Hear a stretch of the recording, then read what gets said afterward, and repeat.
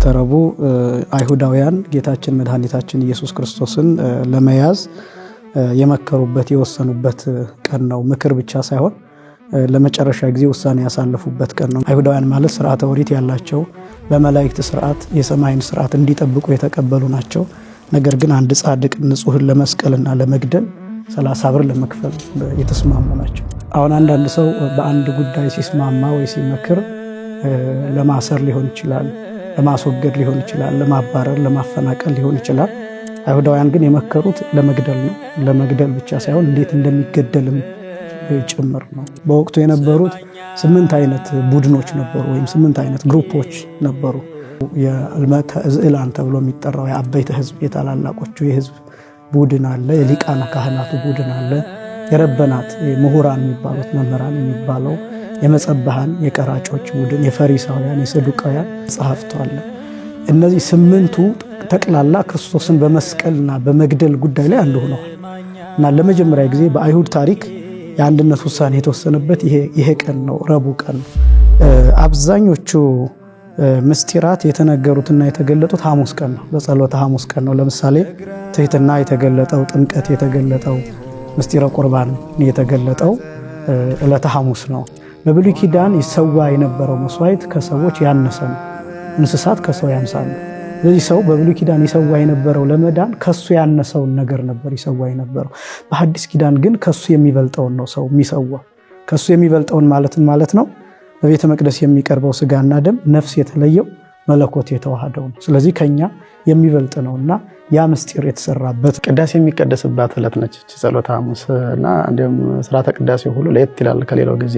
ቅዳሴው የሚቀደስበት ምክንያት ጌታ ለመጀመሪያ ጊዜ ስጋውና ደሙን የሰጠበት ምስጢረ ቁርባን የተመሰረተበት በመሆኑ የሚቆርቡ ሰዎች ከዚህ በረከት እንዲካፈሉ ለማድረግ ቀኑ በዚህ ሁኔታ መታሰብ ስላለበት ቅዳሴው ሳይቀር ምስጢረ ቅዳሴው ይፈጸማል።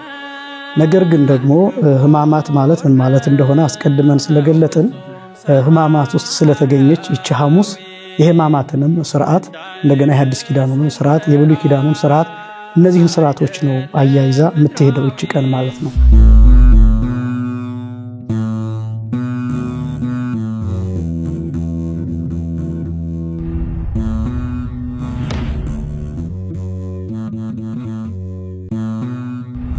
እንበለ ደዌ ወሕማም እንበለ ጻማ ወድካም አመ ከመ ዮም ያብጽሐነ ያብጽሕክሙ እግዚአብሔር በብርሃነ ትንሣኤሁ በሰላም። የተወደዳችሁና የተከበራችሁ የእግዚአብሔር ቤተሰቦች፣ የማምላክ የወላዲተ አምላክ የድንግል ማርያም የመስቀል ስር ያደራ ልጆች፣ የጻድቃን የሰማዕታት የቅዱሳን መላእክት ሁሉ ወዳጆች በእግዚአብሔር ስም ሰላም እላችኋለሁ። እንደምን ሰነበታችሁ?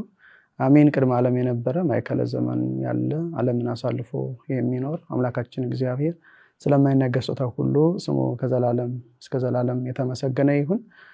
ውድ ኦርቶዶክሳውያንና ኦርቶዶክሳውያት እንግዲህ እየተከታተላችሁት እንደሰነበታችሁት በሰሙነ ሕማማት ውስጥ ያሉ ቀናትን ታሪካቸውን፣ ስያሜያቸውን አጠቃላይ በእነዚያ ዕለታት ታሪክ ውስጥ ቤተክርስቲያናችን የምታስተላልፋቸው ትምህርቶችን እያየን ነው ያለነው። ዛሬ እንግዲህ ከባለፈው የቀጠለውን ዞን የቀረብነው ወደ እናንተ አብረውን የሚቆዩት ክቡር መምህራችን የኔታ መጋቢ ሐዲስ ኢንጂነር ነቃ ጥበብ ከፍያለው በአዲስ አበባ ሀገረ ስብከት የቦሌ ገርጂ ቅዱስ ጊዮርጊስ ቤተክርስቲያን አገልጋይ ናቸው። ከእርሳቸው ጋር አብረን እንቆያለን። በድጋሚ የኔታ እንኳን በሰላም ወደ ሚዲያችን መጥቶልን እንደና ቆያችሁ። ካለፈው የቀጠለ ነው የምንመለከተው። ሁለቱን ቀናት ተመልክተናል። ቀጣዩ ዕለተ ረቡዕ ነው። ዕለተ ረቡዕም እንዲሁ እንደሌሎቹ የራሷ የሆነ ስያሜ እንዲሁም ታሪክ አላትና እርሷን የኔታ የምንመለከተው እንግዲህ ዕለተ ረቡዕ ዕለተ ምክር ወይም ምክረ አይሁድ በመባል ትታወቃለች። በሌላ በኩል ደግሞ የመልካም መዓዛ ቀን የተባለችን ትጠራለችና እስቲ ከምን መነሻ ነው እንደዚህ የተባለችው የሚለውን ጠቅለል አድርገው ይንገሩን። እሺ፣ እግዚአብሔር ይስጥልን። እንግዲህ አስቀድመን ለተነጋገርነው የሰሙነ ሕማማት ቀኖች በጣም ሰፊ ስያሜ ያላቸው ብዙ መጽሐፍ ቅዱሳዊ ማሳያ ያላቸው ናቸው። እንግዲህ የሰኞንና የማክሰኞን እንደተባለው ተመልክተናል። ረቡዕ በብዙ ስያሜ ትታወቃለች። ያው የመዓዛ ቀን፣ የመልካም ሽቱ ቀን ትባላለች። የምክረ አይሁድ ቀንም ተብላ ትጠራለች። ዕለተ ንስሐ የንስሐ ቀንም ተብላ ትታወቃለችና ዕለተ ረቡዕ አይሁዳውያን ጌታችን መድኃኒታችን ኢየሱስ ክርስቶስን ለመያዝ የመከሩበት የወሰኑበት ቀን ነው። ምክር ብቻ ሳይሆን ለመጨረሻ ጊዜ ውሳኔ ያሳለፉበት ቀን ነው። እንግዲህ ከዚህ በፊት እንደተመለከትናቸው አልዓዛርን ከመቃብር ማስነሳቱና ልዩ ልዩ ተአምራትን ማድረጉ አበሳጭቷቸዋል። ከዛ ደግሞ አልዓዛርን ካስነሳ በኋላ በተደረገው ምስጋና ተበሳጭተዋል። ይህም ማለት በሆሳዕና ቀን ሆሳዕና በአርያም ለወልደ ዳዊት እያሉ ያመሰገኑት ምስጋና ቡሩክ ዘይመጽእ በስመ እግዚአብሔር፣ በእግዚአብሔር ስም የሚመጣ የተባረከ ነው እየተባለ የተመሰገነበት ምስጋና፣ የድንጋዮቹ ምስጋና፣ የሀገሪቱ የኢየሩሳሌም መጮህና መታወክ፣ እነዚህ ነገሮች በሙሉ አበሳጭቷቸዋል አይሁድን። ስለዚህ ይህንን ሰው እስከ መቼ እንታገሳለን? ከዚህ በኋላ መሰቀል አለበት፣ ህዝቡ ሁሉ ከሚስት መሰቀል አለበት ብለው የወሰኑበት ቀን ነው። በዚህ ምክንያት ምክረ አይሁድ ተብሎ ይጠራል። የማቴዎስ ወንጌል ምዕራፍ 26 ቁጥር 14 ጀምሮ ደግሞ ከአስቆሮቱ ይሁዳ ጋራ እንዴት አድርገው እንደሚይዙትና ብር ለመክፈልም የተስማሙበትን ቀን ጭምር ነው። ምክር ብቻ ሳይሆን ውሳኔ መሆኑ ብቻ ሳይሆን ደግሞ ለሚያስይዛቸው ሰው ለመክፈል መወሰናቸው ደግሞ እጅግ በጣም አሰቃቂ ከባድ የሚያደርገው ነው። እንግዲህ ይሄ ምክር የተደረገው የአይሁድ ምክር ተብሎ ሲታሰብ ዝም ብሎ እንደ ቀላል የሚታለፍ አይደለም። አይሁዳውያን ማለት ስርዓተ ኦሪት ያላቸው በመላእክት ስርዓት የሰማይን ስርዓት እንዲጠብቁ የተቀበሉ ናቸው። ነገር ግን አንድ ጻድቅ ንጹሕን ለመስቀልና ለመግደል 30 ብር ለመክፈል የተስማሙ ናቸው። ይሄ ብቻ ደግሞ ሳይሆን የሚያሳዝነው የተስማሙት ሰው ከጌታ እግር ስር ቁጭ ብሎ ይማር የነበረ ከ12 ሐዋርያት አንዱ የሆነ ስራቸውንም ያቀለለላቸው በእርግጥ እንግዲህ እነዚህ ሕግ የሚያውቁ የሚባሉ 10ቱ ቃላት የሚጠብቁ የሚባሉ አይሁዳውያን በዚህ ልክ ከ12ቱ ሐዋርያት ከቀራቢዎቹ በ30 ብር ተስማምተው ጌታን ለመጨረሻ ጊዜ ለመስቀል የተስማሙበት ነው። ይሄ ብቻም ደግሞ አይደለም። አሁን አንዳንድ ሰው በአንድ ጉዳይ ሲስማማ ወይ ሲመክር ለማሰር ሊሆን ይችላል፣ ለማስወገድ ሊሆን ይችላል፣ ለማባረር፣ ለማፈናቀል ሊሆን ይችላል።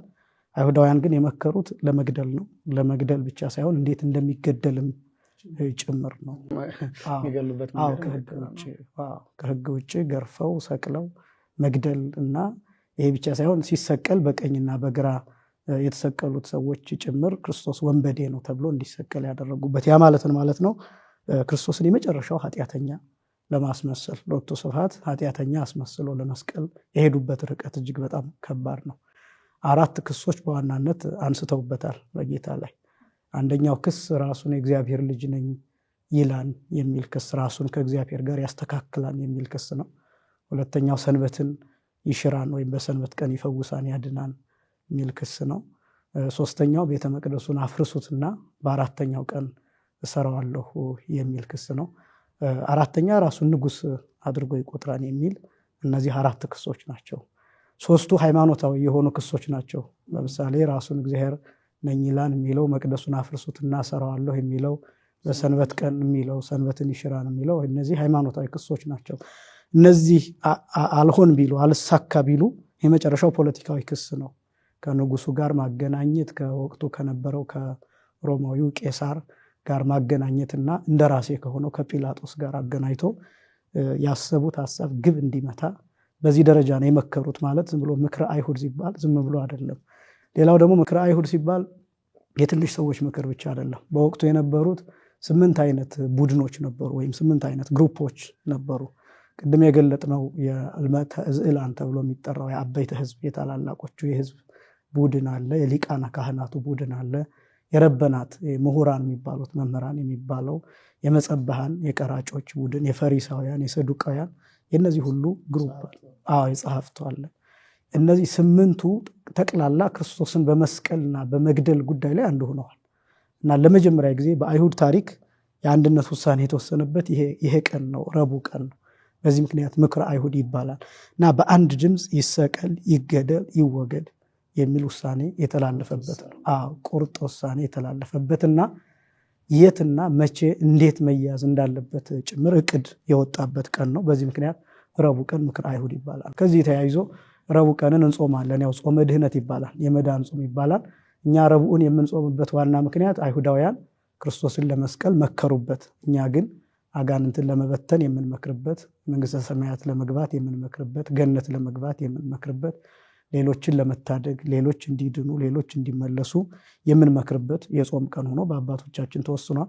ረቡዕ ጾመ ድህነት ተብሎ የሚጾምበት ምክንያት ይሄን ነው። እነሱ ለመግደል መከሩበት፣ እኛ ግን ለመዳን እንጾምበታለን፣ እንሰበሰብበታለን። ቤተክርስቲያን ቅዳሴ ቅድሳት አቆርባለች። በዛ ምክንያት ጾመ ድህነት ይባላል። የምክር ቀን የሚባለው ለዚያ ነው፣ አይሁድ የመከሩበት። ሁለተኛው የንስሐ ቀን የመልካም ሽቱ ቀን የሚባለው አንድ ላይ የሚታይ ነው። አንዲት ሴት ጌታችን መድኃኒታችን ኢየሱስ ክርስቶስን ሽቱ በውድ ዋጋ የተገዛ ሽቱ አምጥታ እግሩን የቀባችበትና በፀጉሯ እያበሰች ያለቀሰችበት ቀን ነው። የንስሐ ቀን የሚባለውም ለዛ ነው። እንግዲህ የዚህ ሴት ታሪክ ብዙ ነው። በሉቃስ ወንጌል ምዕራፍ 7 ከቁጥር 36 ጀምሮም ተመሳሳይ ታሪክ ተጽፎ እናገኛለን። በአይሁድ ታሪክ ሽቱ መቀባት የተለመደ ነው። ይህ ግን ለየት የሚያደርገው ጌታችን መድኃኒታችን ኢየሱስ ክርስቶስ እስመ ተሐስቦ ለዕለተ ቀበርየ ብሎ የገለጠበት ነው። የቀብሬን ቀን ታስበዋለችና ብሎ ነው የገለጠው ቀጥታ። ለምንድነው እንደዚህ ያለው? ያው ጌታችን የሚሞተው አርብ ነው። አርብ 9 ሰዓት ላይ ይሞታል፣ 11 ሰዓት ይቀበራል። ቅዳሜ ለእሑድ ሌሊት አጥቢያ 10ኛው ሰዓት ሌሊት ላይ ይነሳል። በሶስተኛው ቀን ሽቱ መቀባት ልማድ ነው በአይሁዳውያን እና ዕለቱን እንዳትቀባው አይሁድ አያስደርሷትም። ዕለቱንም ተበትኗል፣ ህዝቡም ሰንበትም ነው። እንደገና ደግሞ በሶስተኛው ቀን እሑድ ሄዳ እንዳትቀባውም ቀድሞ ይነሳል። እሷ ጠዋት ነው የምትሄደው፣ ጌታ ግን የተነሳው 10ኛ ሰዓት ሌሊት ነው። ስትሄድም መቃብሩ ባዶ ነው። ስለዚህ ያን ቀን ቀድሞ ነው ጌታ ያደረገው። እስመ ተሐስቦ ለዕለተ ቀበርየ ማለት ልክ በሶስተኛው ቀን መታ መቃብሩ ላይ መታ መቃብሩን እንደቀባችው ነው የተቆጠረላት። በዛው እንደተደረገ ልክ እሑድ ቀን እንደቀባችው ተደርጎ ነው የተቆጠረውና እጅግ ስለ ብዙ ነገር የተቆጠረ ነው። አስደናቂ ነው። ይህን ሽቶ አባቶቻችን የራሱ የገላው ወዝ ነው ብለው ይገልጡታል። በስደቱ ጊዜ ገላው ላብ ወጥቶ ላቡ የፈሰሰበት ቦታ በለሳን ተብሎ የሚጠራ ዛፍ በቅሎበታ እንደሚታወቀው ከዛ ይሄ ብቻ ሳይሆን ደግሞ በጥጦስ በሚሸኘው ጊዜ በስደታቸው ጊዜ እመቤታችን ጌታን ይዛ በተሰደደችበት ጊዜ ጥጦስና ዳክርስ የሚባሉ ወንበዴዎች እንዳገኟት ይነገራል። በዚያ ጊዜ እንግዲህ ጥጦስ ጌታን ተሸክሞ ሸኝቶታል እና ሲሸኘው ገላው ሲወዛ ያንን ጠምቆ በቢልቃጥ አጥርጎ ይዞት ነበር እና ለዘመናት ወዶት ወይፈቅድ ይሲጦ በእንተ ክብረ መዓዛሁ ይላል። ስለ ሽታው በጣም ወዶት፣ መልካም መዓዛ የሚባለው ለዛ ነው። የመልካም መዓዛ ቀን የሚባለው በጣም ወዶት ሳይሸጠው ይኖር ነበር። በኋላ ግን ይህች ሴት ከጥጦስ ተቀብላ ሃርኖክ ለሚባል ነጋዴ ሽጦት ነበር። ይሄ ሃርኖክ የሚባለው ነጋዴም ወዶት ሳይሸጠው ይኖር ነበር። ከዛ ይህች ሴት ከሱ ገዝታ 300 ወቄት ወርቅ ገዝታ አምጥታ ጌታን ቀብተዋለች። መዓዛ መለኮቱን መልሶ ተቀብሎታል ይላሉ አባቶቻችን። ይሄ እንግዲህ ከዚህ የበለጠ መዓዛ የሚያምር የለምና ይሄን ሽቱ የተቀባበት ስለሆነ የመዓዛ ቀን ይባላል። ሌላው የንስሐ ቀን የሚባልበት ምክንያት ይህች ሴት ስለ ኃጢአቷም ጭምር እያለቀሰች ነው እየቀባቸው እና ንስሐ የገባችበት የተጸጸተችበትና ብዙ እንደወደደችው ብዙ ኃጢአቷም እንደተሰረየላት ጌታ የተናገረበት ቀንም ነው። በዚህ ቀን እንግዲህ ይሁዳ አጉረምርሟን ይሄ ሽቱ በብዙ ገንዘብ ተሽጦ ለነዳያን ይመጸወት ነበርና ለምን እንዲህ ይባክናን ብሎ ተጸጽቶ ነበር። ምክንያቱም ይሁዳ እያሰበ የነበረው ገንዘብ ስለነበር፣ ፍቅረ ነዋይ ያድሮበት ስለነበር። ነገር ግን ጌታ ለነዳያን ዘልፈ ትረክብዎሙ ነዳያንን ድሆችን ሁልጊዜ ታገኟቸዋላችሁ ብሎ እሱ ግን እንደሚሞት እንደሚቀበር በሶስተኛው ቀን እንደሚነሳ ጌታ የገለጠበት ነው። በዚህ ምክንያት የንስሐ ቀን የበጎ መዓዛ ቀን እና የምክር ቀን ተብሎ ረቡዕ ይታወቃል ማለት ነው። ቃላት ያሰማልን። እኔታ እናመሰግናለን። እንግዲህ የተወደዳችሁ የእግዚአብሔር ቤተሰቦች እንደሰማችሁት ዕለተ ረቡዕ ከምን የተነሳ የምክር ቀን እንደተባለች፣ በዚያ ላይ ደግሞ የመልካም መዓዛ ቀን የንስሐ ቀን የተባለችበትን ምክንያት ሰፋ አድርገው ነው ያሳዩ። ዕለተ ሐሙስን ነው የምንመለከተው። እኔታ እንደሚያውቁት ዕለተ ሐሙስ ወይም በዚህ በሰሙነ ሕማማት ውስጥ ያለችው ሐሙስ በጣም ሰፊ ምስጢር ሰፊ ትምህርት የሚሰጥባት ነችና በጣም ሰፊ ከመሆኑ የተነሳ የተወሰኑትን ብቻ ነው ከጊዜያችን ጋር ማየት የምንችለው፣ መቅረት የለባቸው የምንለውን። ስለዚህ ከስያሜዋ ስንነሳ ዕለተ ሐሙስ ጸሎተ ሐሙስ በመባል ታወቃለች፣ ትጠራለች። የሕጽበተ እግር ሐሙስ ትባላለች። እንደገና የምስጢር ቀን በመባልም ትታወቃለች። ሌሎችም ስሞች አሉ፣ ግን እንዲያው ከጊዜያችን አንፃር እነዚህ ሶስቶችን ምናልባት ጊዜ ካለ የሚጨምሩት ሊኖራል ግን እነዚህን ሶስቱም በቅደም ተከተል ለምን ጸሎተ ሐሙስ ተባለች፣ ለምን የምስጢር ቀን ሐሙስ ተባለች፣ ለምን የሕጽበተ እግር ወይም የሕጽበተ እግር ሐሙስ ተባለች የሚለውን ያብራራል። እሺ እግዚአብሔር ይስጥልን። እንግዲህ እኔታ እንዳሉት ሐሙስ በጣም ሰፊ ነው። እውነት ለመናገር ያው ሐዲስ ኪዳን ሲነሳ ሐሙስ ነው የምትነሳው። ያው አባቶቻችንም ሐሙስ የቀን ቅዱስ ይሏታል እና የተቀደሰ ቀን ነው። ሐዲስ ኪዳን የተሰራበት ስለሆነ ሐሙስን ስናነሳ ጠቅላላ ሐዲስ ኪዳንም የሚዳሰስበት የብሉይ ኪዳን ማለፍና የሐዲስ ኪዳን መግባት የሚታሰብበት ቀን ነው። ለየት ያለ ቀን ነውና እንደተባለው እውነት ለመናገር ረጅም ሰዓት ይፈልጋል። ግን አጭር ዋና ዋና የሚባሉትን ነገሮች ለማንሳት እንሞክራለን። ሐሙስ እንደው ሰፊ ነገር የሚያሳየው የዮሐንስ ወንጌል ምዕራፍ 13 ከቁጥር 1 ጀምሮ ያለው ሕጽበተ እግር የተባለውን የሕጽበተ እግር ሐሙስ ለምን እንደተባለ እዚያ ላይ ያሳያል። አብዛኞቹ ምስጢራት የተነገሩትና የተገለጡት ሐሙስ ቀን ነው፣ በጸሎተ ሐሙስ ቀን ነው። ለምሳሌ ትሕትና የተገለጠው፣ ጥምቀት የተገለጠው፣ ምስጢረ ቁርባን የተገለጠው ዕለተ ሐሙስ ነው። ሕጽበተ እግር የመጀመሪያው ትሕትናን የሚያሳይ ነው። ሕጽበተ እግር ጌታችን መድኃኒታችን ኢየሱስ ክርስቶስ ተንበርክኮ የደቀ መዛሙርቱን እግር ወገቡን ታጥቆ የእያንዳንዳቸውን እግር ያጠበበት ጭምር ነው። ትሕትና ብቻ ሳይሆን ፍቅርም የተገለጠበት ነው። ፍቅር ደግሞ ብቻ ሳይሆን ይቅር ባይነትም ጭምር የተገለጠበት ነው። ምክንያቱም እንደሚታወቀው የይሁዳን እግር አጥቧል እና የይሁዳን እግር ሲያጥብ በልቡ ይቅር ብሎታል። ትሕትናውን አሳይቷል። ፍቅሩን ገልጦለታል። ከልቡ ነው አፍቅሮ ጸላይት የሚለውን እሱንም ገልጦበታል። ያ ማለት አሁን ጌታ የይሁዳን እግር ሲያጥብ ያውቃለሁ እኮ እያለ እያሾፈ እየሸነገለ አይደለም። ይሸነግል የነበረው ይሁዳ ነው። ቆይ እንዴት አሳልፌ እንደምሰጥህን ያውቃለሁ እያለ ያስብ የነበረው ይሁዳ ነው። ጌታ ግን ይቅር እያለው ነው ያጥበው የነበረው እግሩን። በምን ይታወቃል የሚባል ያው መስቀል ላይ ተሰቅሎ በነበረ ጊዜ የሚያደርጉትን አያውቁምና ይቅር በላቸው ብሎ ይቅር ብሏል ማንንም። እና አፍቅሮ ጸላይት የተገለጠበት፣ ፍቅር የተገለጠበት፣ ትሕትና የተገለጠበት፣ ይቅር ባይነት ምሕረት የተገለጠበት ነው እና ትሕትና የታየበት ነው። እነዚህ ምስጢራት የተገለጡበት ነው የመጀመሪያው ሕጽበተ እግር። ከዚያ ቀጥሎ ያው ምስጢረ ጥምቀትን በተመለከተ በብዙ ሊቃውንት ክርክር ያለ ቢሆንም መቼ ነው ደቀ መዛሙርቱ የተጠመቁት? ዕለተ ዓርብ ላይ ነው ወይስ ደግሞ መንፈስ ቅዱስን ሲቀበሉ ነው ወይስ እግራቸውን ሲያጥብ ነው የሚል ብዙ አይነት ክርክር ያለ ቢሆንም ግን የጥምቀትን መንገድ ግን የሚያሳይ ነው። የጥምቀትን መንገድ የሚገልጥ ማለት ያው ብዙ አባቶቻችን የሚስማሙት ሐዋርያት የተጠመቁት ዕለተ ዓርብ ላይ ነው።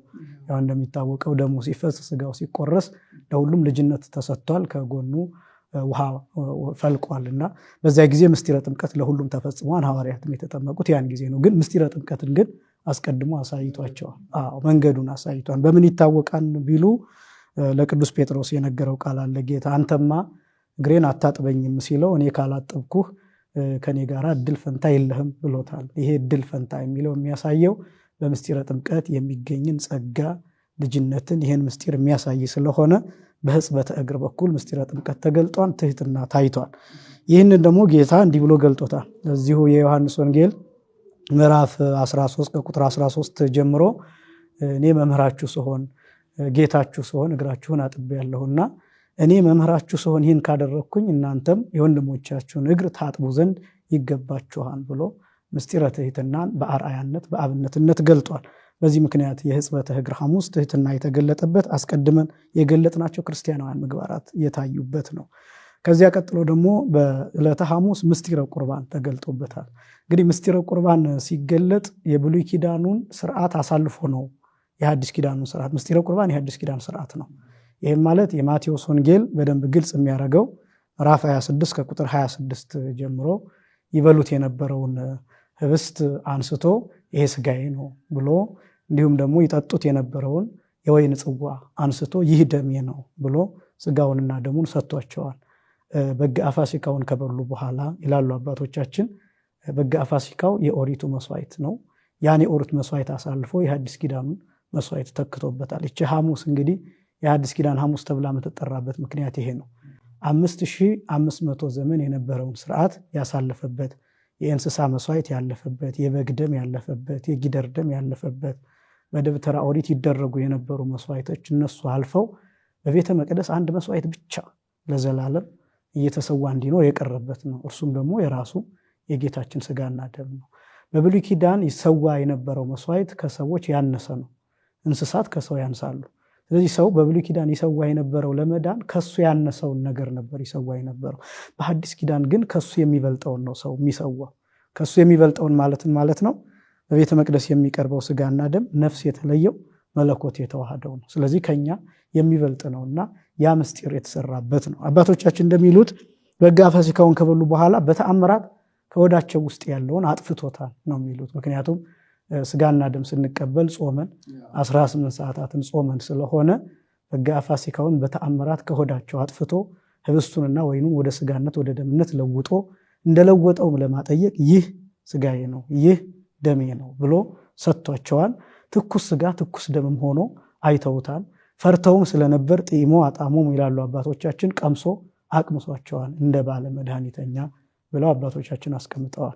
ስለዚህ ስርዓተ ምስጢረ ቁርባን የተሰራበት ስርዓት ነው ሐሙስ ማታ። ይህም ማለት የብሉይ ኪዳን ማለፍ የአዲስ ኪዳን መሰራት። ሌላው የማቴዎስ ወንጌል አሁንም ምዕራፍ 26 ቁጥር 28 ላይ ስለ ብዙዎች ለኃጢአት ይቅርታ የሚፈስ የአዲስ ኪዳን ደሜ ይህ ነው ብሎ የተናገረው ቃል የተፈጸመበት። ይህ ማለት ክርስቶስ በማግስቱ ይሰቀላል፣ ስጋውን ይቆርሳል፣ ደሙን ያፈሳል። ያ ይቅርታ ለሁሉም እኩል ይሰጣል። ይሄ ማለት ለሁሉም የተሰጠ ነው። ስለ ኃጢአት ይቅርታ ማለት ስለ የትኛውም አይነት ኃጢአት ይቅርታ አቅም ያለው ደም መሆኑን የማንጻት አቅሙ ጉልበቱ ከማንኛውም ኃጢአት በላይ የሆነ መሆኑን ማሳየት የሚችል ነው። ሐሙስ ይሄ ምስጢር የተገለጠባት ናት። በዚህ ምክንያት የሐዲስ ኪዳን ሐሙስ የምስጢረ ቁርባን ሐሙስ ተብላ ትጠራለች። ከዚያ ቀጥሎ ጸሎተ ሐሙስ ይባላል። የተለመደ ነው ይሄ ጸሎተ ሐሙስ ማለት ቀጥታ ስንተረጉመው የሐሙስ ጸሎት ማለት ነው። ጌታችን መድኃኒታችን ኢየሱስ ክርስቶስ የመጨረሻውን ጸሎት ያደረገበት ነው። የመጨረሻው ጸሎት ማለት ነው ከዚያ ፊት ጌታ ጸልዩዋል። ያው የጸለየው ሎቱ ስብሐት ከአብ አንሶ ከመንፈስ ቅዱስ አንሶ አይደለም። ነገር ግን ጌታ የጸለየው አንደኛ ለአርአያነት፣ ለአብነትነት፣ ለምሳሌነት ሲሆን ሁለተኛ ግን በብሉይ ኪዳን ምን አይነት ስርዓት አለ? ሊቀ ካህናቱ ለራሱና ለሕዝቡ የሚጸልየው ጸሎት አለ። መጀመሪያ ስለ ራሱ ይጸልያል፣ ከዛ በኋላ ስለ ሕዝቡ ይጸልያል።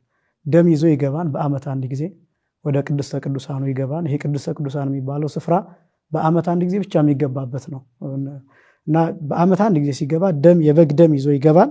ለራሱ ይጸልያል፣ ከዛ ደግሞ ለሕዝቡ ይጸልያል።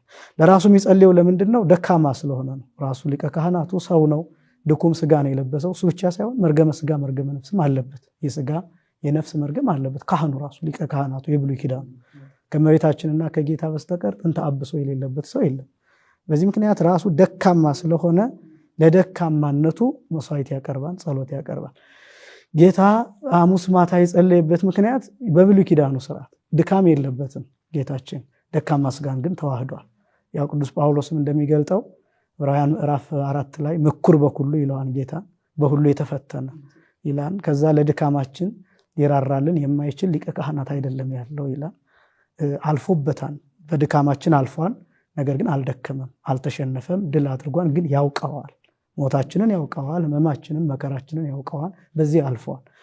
ስለዚህ ሲጸልይ ጌታ ለምሳሌነት፣ ለአርአያነት፣ ለአብነትነት ጸሎቱን እንደ በግና እንደ ላም እንደ ጊደር አድርጎ መስዋዕት አድርጎ አቅርቦታል።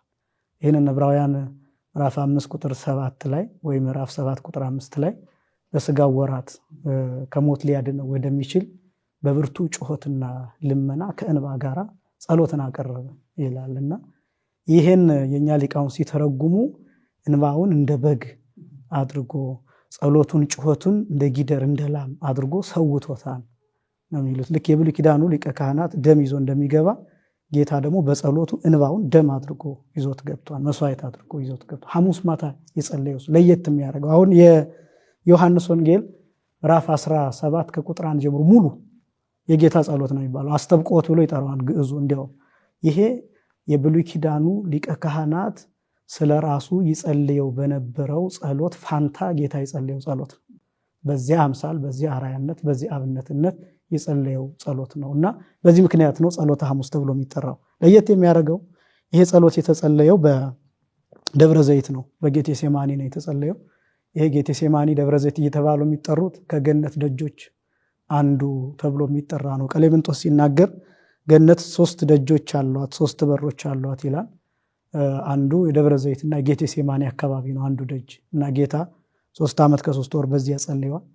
3 ዓመት ከ3 ወር በዚያ የቆየበት ምክንያት አዳም የገባበትና የወጣበት በር ነው እና አዳም እንዲገባ ጌታ በዚያ መቆየት ነበረበትና የመጨረሻውን ጸሎት የጸለየው በዚያ ነው። በጣም የሚያስደንቀው የሉቃስ ወንጌል ምዕራፍ 22 ቁጥር 40 ጀምሮ ጌታ በሚጸልይበት ጊዜ ወአስተራዮ መልአክ ዘይጼንኦ ሚል ቃል አለ። የሚያበረታው መልአክ ታየው ይላል እና ይሄ የሚያበረታው መልአክ ራሱ የገነትን ይጠብቅ የነበረ መልአክ ነው። የኦሪት ዘፍጥረት ምዕራፍ 3 ቁጥር 24 ላይ አለ። ኪሩቤልና ሱራፌልን አዘዛቸው የምትገለባበት ሰይፍ ይዘው ወደ የህይወት ዛፍ የሚወስደው መንገድ እንዲጠብቁ ይላል እና ለጌታ የተገለጠው ያ መልአክ ነው። ያ መልአክ ግን የተገለጠው ክርስቶስ መስሎት ሳይሆን የመጀመሪያው አዳም መስሎት ነው የተገለጠለት ይላሉ ሊቃውንቱ። እና አይዞህ ነው የሚያበረታው መልአክ የተባለው የመጀመሪያው አዳም አይዞህ የምትገባበት ጊዜ ደርሷል፣ ገነት ልትከፈትልህ ነው፣ ልትድን ነው፣ አምላክህ ሊያድንህ ነው ብሎ ለማበርታት የተገለጠው ለክርስቶስ ሳይሆን ለመጀመሪያው አዳም ነው። ምክንያቱም በመጀመሪያው አዳም ቦታ ያለው ሁለተኛው አዳም ክርስቶስ ስለሆነ። ስለዚህ ጸሎተ ሐሙስ የሚባለው ይሄ የመጨረሻው ጸሎት ገነት ወለል ብላ የምትከፈትበት ሰዓት እንደደረሰና ከዚያ በኋላ ክርስቶስ አንድ ነገር አይቀረውም፣ ወደ መሰቀል ወደ መሞት ይሄዳልና ይህን ምስጢር የሚያሳይ ነው እና የሉቃስ ወንጌል ምዕራፍ 22 ላይ ያለው ቅድም የጠቀስኩት እየተመላለሰ ይጸልይ የነበረው ጸሎት አንድ አይነት ነው። አንዱ ጸሎተ ሐሙስ የሚባለው እሱ ነው። የሐሙስ ጸሎት የሚባለው እሱ ምን የሚል ነው? አባ ይልፍ አለዛቲ ጽዋ ምኔ፣ ይህች ጽዋ ከኔ ትለፍ የሚል ነው። ይህንን ነው እየተመላለሰ ከኔ ትለፍ የሚለው ቃል ከኔ ኋላ ካሉ ከሚመናን ከነዚህ ሁሉ ይለፍ። የመርገም ጽዋ ይለፍ፣ የበደል ጽዋ ይለፍ፣ የሞት ጽዋ ይለፍ። ከዚህ በኋላ በቃ ማር ይቅርበል ብሎ ለሱ ለራሱ ለአባቱ ለባህሪ አባቱ ለአብ ለባህሪ ሕይወቱ ለመንፈስ ቅዱስ ያቀረበው የመጨረሻው ጸሎትና መስቀል ላይ የሚሰዋ በመሆኑ በዚህ ምክንያት ጸሎተ ሐሙስ እየተባለ ይጠራል ማለት። ቃላት ያሰማልን። በእውነቱ መጋቢ ከልብ እናመሰግናለን። እንዲሁ ከዚህ ጋር ግን ተያይዞ በልዩነት በሕማማት ሳምንት ውስጥ ያሉ ዕለታት ቅዳሴ የሚቀደስባት ዕለት ነች ጸሎተ ሐሙስ እና እንዲሁም ስርዓተ ቅዳሴው ሁሉ ለየት ይላል ከሌላው ጊዜ። ካህናት የሚለብሱት ጥቁር ልብስ ነው። መንበሩ እንዲሁ ጥቁር ልብስ ነው የሚለብሰው። በቃጭል ፈንታ ጸናጽል ይያዛል እና የተወሰነ ከሱ ጋር ተያይዞ ቅድም እንደገለጥኩት ምንድነው ሐሙስ ማለት የአዲስ ኪዳን ሐሙስ ናትና ምስጢረ ቁርባን የተሰራባት በመሆኗ ቅዳሴው ይቀደሳል። ቅዳሴው የሚቀደስበት ምክንያት ጌታ ለመጀመሪያ ጊዜ ስጋውና ደሙን የሰጠበት ምስጢረ ቁርባን የተመሰረተበት በመሆኑ የሚቆርቡ ሰዎች ከዚህ በረከት እንዲካፈሉ ለማድረግ ቀኑ በዚህ ሁኔታ መታሰብ ስላለበት ቅዳሴው ሳይቀር ምስጢረ ቅዳሴው ይፈጸማል። ነገር ግን ደግሞ ሕማማት ማለት ምን ማለት እንደሆነ አስቀድመን ስለገለጥን ሕማማት ውስጥ ስለተገኘች ይቺ ሐሙስ የሕማማትንም ስርዓት እንደገና የሐዲስ ኪዳኑንም ስርዓት የብሉይ ኪዳኑን ስርዓት እነዚህን ስርዓቶች ነው አያይዛ የምትሄደው ይቺ ቀን ማለት ነው። ብሉይ ኪዳን ያለፈባት የብሉይ ኪዳን ስርዓተ መስዋዕት ያለፈባትና የሐዲስ ኪዳን ስርዓት የሚጀምርባት በመሆኗ በጣም ብዙ የሚያስጨንቁ ነገሮችን እንመለከታለን። ለምሳሌ አሁን ቅዳሴው ላይ እንደተባለው የሚገባው በጸናጽል ነው። ለምንድነው እንደዛ የሚደረገው? ብዙ ድምፅ እንዳይሰማ ነው። የብሉይ ኪዳኑንም ጭምር ያሳያል፣ እንደገና ደግሞ የሐዲስ ኪዳኑን ያሳያል። የብሉይ ኪዳኑን የሚያሳየው በብሉይ ኪዳን ምን ያህል ተጨንቀው አስቀድመን እንደገለጽነው የኖሩበትን ዘመን የነቢያትን ዘመን እሱን የሚያሳየው። በሐዲስ ኪዳን ደግሞ የሚያሳየው ራሱ ጌታችን ለምሳሌ ምስጢረ ቁርባንን ሲመሰርት በትንሽ ሰዎች ነው የጀመረው። ከዚያ በኋላ ነው እየተስፋፋ የሄደው። የመጀመሪያዎቹ ቆራቢዎች የሚባሉት 12ቱ ሐዋርያት ናቸው። ከነዚያ ውስጥ አንዱ ይሁዳ ነው። እሱም ደግሞ ወጥቷል። ስለዚህ በትክክል ስንቆጥራቸው 11 ናቸው ማለት ነው፣ ይሁዳን ሳንጨምር። በዚህ ምክንያት በጸናጽል ቅዳሴው ይገባል፣ እንዳይሰማ ደወል ሳይመታ፣ ምክንያቱም ሕማማት ላይ ነው ያለ ነው ብለናል። ስለዚህ በለሆሳስ ቅዳሴው ይገባል። ይሄ ብቻም አይደለም፣ ቅዳሴው መሃል ውስጥ ያሉ ስርዓቶችም ከሌሎቹ ለየት ይላሉ። አስቀድመን እንደገለጥ ነው ለምሳሌ እጅ መነሳሳት አይኖረውም ብለናል። ምክንያቱም ያኔ ይሁዳ ጌታን ያስያዘበት ስለሆነ በሰላምታ በዛ ምክንያት ሰላምታው እየታሰበ እጅ መነሳሳቱ እንዲቀር የይሁዳ ሰላምታ የኤሳው ሰላምታ አይገባም ለማለት ለአብነት ለአርአያነት እጅ መነሳሳት እንዲቀር ተደርጎ ስርዓቱ ይከናወናል ማለት ነው። ስለዚህ ቅዳሴው የሚቀደሰው ስርዓተ ምስጢር የተፈጸመበት ምስጢረ ቁርባን የተፈጸመበት ስለሆነ ነው። ሌሎቹ ስርዓቶች ደግሞ ቀዝቀዝ ብለው በለሆሳስ የሚደረጉበት ምክንያት ሰሙነ ሕማማት ላይ ስለሆነ ነው። ስለዚህ ሕማማትን ማሰብም ሳይቀር የብሉይ ኪዳኑን ማሰብ ሳይቀር የአዲስ ኪዳን ምስጢር እሱንም ማሰብ ሳይቀር እነዚህ አንድ ላይ የሚደረጉበት ቀን ነው ማለት ነው። በትክክል ከልብ እናመሰግናለን። እንግዲህ እንደተባለው እቺ ዕለት በጣም ሰፊ ምስጢር ያዘች ነች ብለናል። እንግዲህ ከዚህ ሰዓት ጋር የሚሄደውን ሰዓቱን ሊመጥን የሚችለውን ነው እያቀረብን ያለነው። በዚህ እንድትረዱን መቅረት የለበትም የሚለው ሐሳብ ነው እያቀረብን ያለነው። በድጋሚ ለመምራችን ቃላት ያሰማልን ከልብ እናመሰግናለን። ወደ ኋላ ሐሙስ ረቡዕ ለምን አልተሰቀለም? ከፍ ብሎስ ወይ ቅዳሜ ይሁድ ለምንድን ነው ዓርብ የተመረጠበት? የሰው ልጅ የተፈጠረው ዓርብ ነው። የተሳሳተው ዓርብ ነው። ከዛ ከገነት የወጣው ዓርብ ነው። መመለስ ያለበት ዓርብ ነው። ከ570 በላይ የሚሆኑ ወታደሮች አንዳንዶቹ በቡጥ የሚመቱት፣ አንዳንዶቹ ገመዱን ወደፊት የሚስቡ ወደፊት የሚወድቅ፣ ወደኋላ የሚስቡት ወደኋላ የሚወድቅ፣ መስቀሉን ተሸክሞ በየመንገዱ እየወደቀ ሲሄድ ላቡ ሲወጣ ደሙ ሲፈስ የሚያሳዩ፣ በየመንገዱ ደግሞ የሚያገኙት ሰዎች ምራቃቸውን እየተፉበት የነበረው፣ እየሰደቡት የነበረው፣ የሚወረውሩትን እየወረወሩ ይመቱት የነበረው፣ እነዚህ ነገሮች ሁሉ በጥቂቱ የተገለጡ ናቸው። ያው ሮማውያን በተለይ ሲገርፉ የሚያስቀምጧቸው የጅራፉ ጫፍ ላይ የሚታሰር የአጥንት ስብርባሪ፣ የብረት ስብርባሪ፣ የብርጭቆ ስብርባሪ፣ ሹል የተባሉ ነገሮች በሙሉ የጅራፉ ጫፍ ላይ ይደረጋሉ እና ዓላማው ምንድነው? አንድ ገራፊ አካሉ ላይ አሳርፎ ጅራፉን ሲያነሳው ስጋ ያነሳል፣ ይቦጨቃል፣ ቆዳው ይላጣል፣ ብዙ ደም ይረጫል። እንግዲህ እንደዛ ሆኖ 6666 ጊዜ ተገርፏል። ጀርባው በጅራፍ ስለኔ ደማ